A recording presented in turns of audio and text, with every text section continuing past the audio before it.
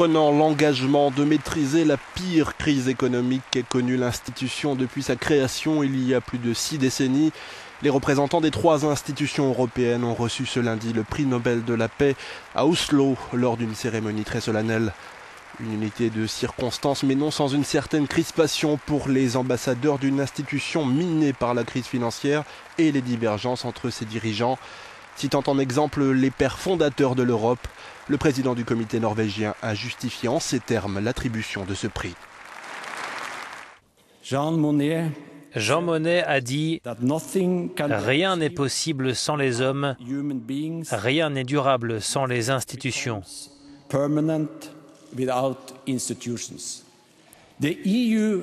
L'UE a toujours été la force motrice centrale tout au long de ces processus de réconciliation.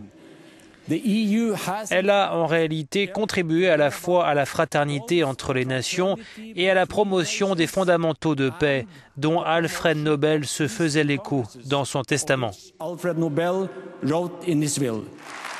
Une vingtaine de chefs d'État et de gouvernement européens étaient présents lors de la cérémonie.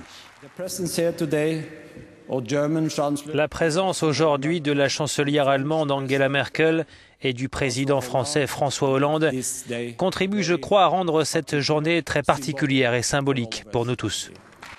Appel à la réconciliation alors que les économies du continent affichent un état d'effritement sans précédent.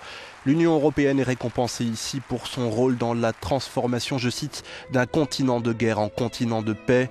Une cérémonie boudée par de nombreux leaders européens comme le Premier ministre britannique David Cameron ou encore ses homologues tchèques et slovaques.